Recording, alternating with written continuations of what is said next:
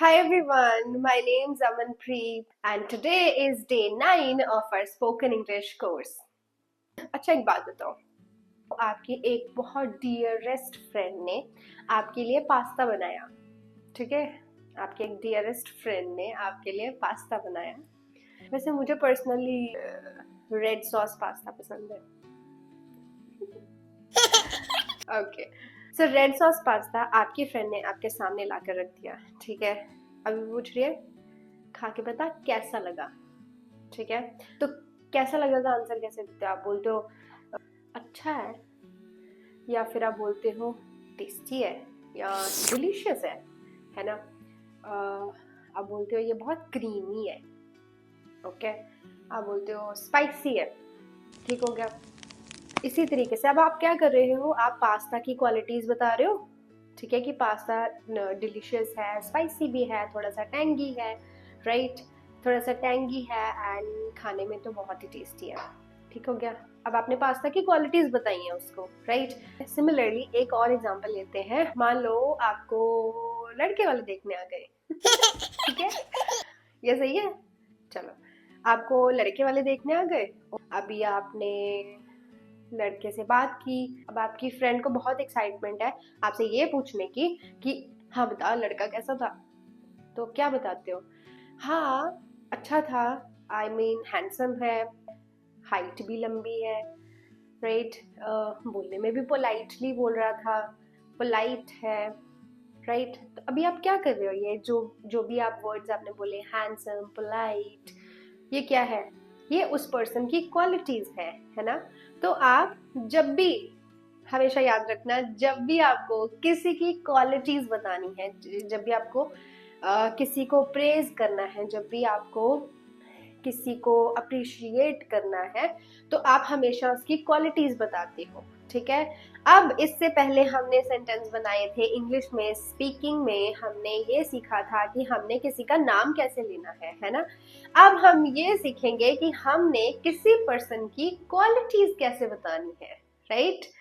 सो इस वीडियो में, ये वीडियो बहुत इंटरेस्टिंग होने वाली है, so stay tuned and let's begin today's video. तो जब भी आपको कैसा है या फिर कैसा लगा का आंसर देना होता है, ठीक है? अब ये क्वालिटीज हैं जो हर चीज की क्वालिटी होती है, चीजों की भी क्वालिटी होती है, मीन्स नाउन की क्वालिटीज, ठीक है? नाउन बड़े तरीके के होते हैं जो हम पढ़ चुके हैं ना?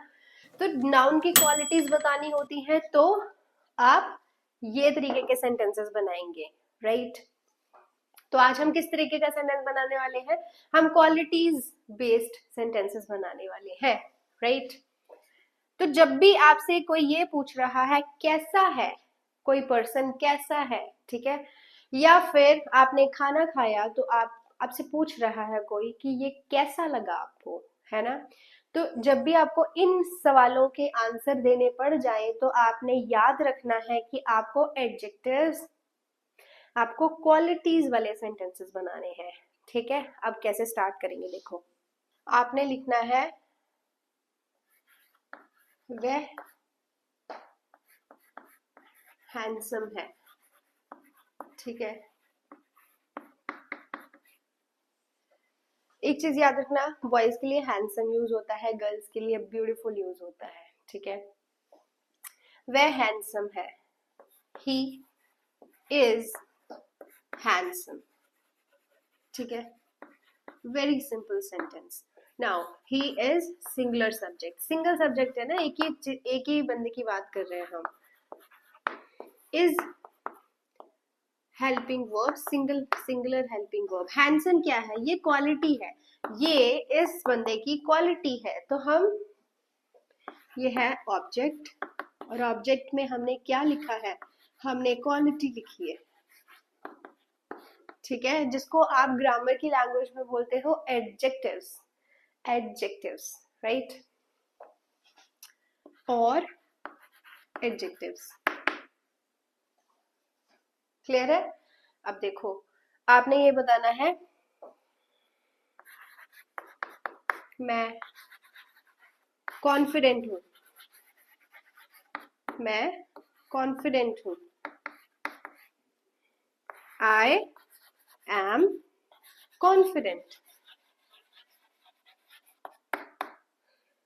Subject,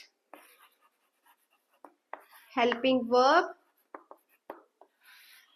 object. ऑब्जेक्ट में क्या लिखा है हमने? क्वालिटी लिखी है, ठीक है।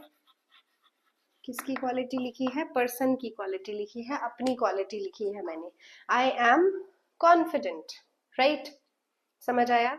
जैसे हमने नाउन के सेंटेंसेस बनाए थे वैसे ही सेंटेंस स्ट्रक्चर यही रहता है, subject, helping verb and object. लेकिन हेल्पिंग वर्ब आपने बेस्ड ऑन सब्जेक्ट्स लगानी होती है, एंड ऑब्जेक्ट में क्या लगाना है?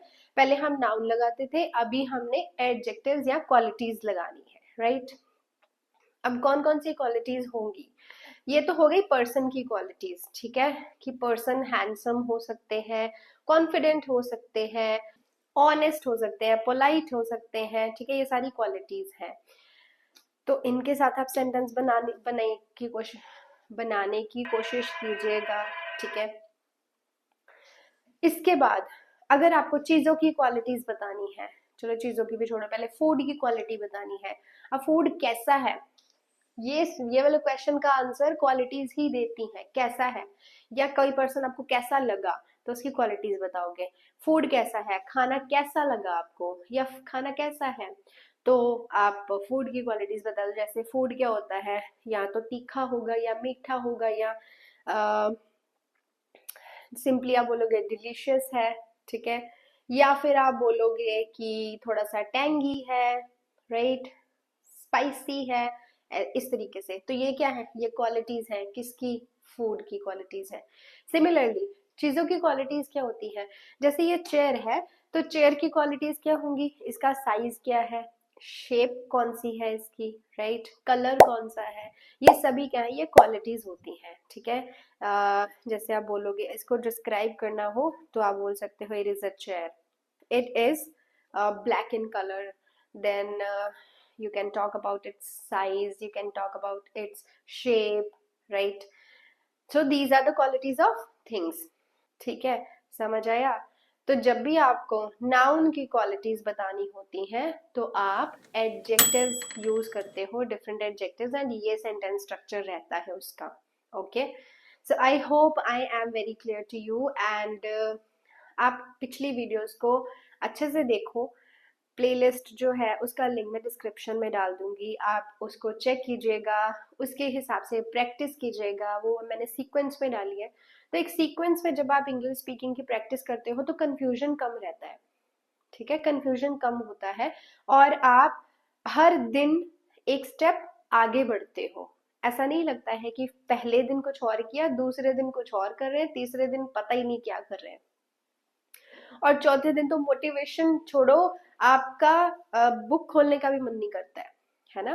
When there is no any sequence, तो आप पढ़ने में या फिर आप कोई भी लैंग्वेज सीखने में या स्किल सीखने में थोड़ी सी कंजूसी कर जाते हो, ठीक है।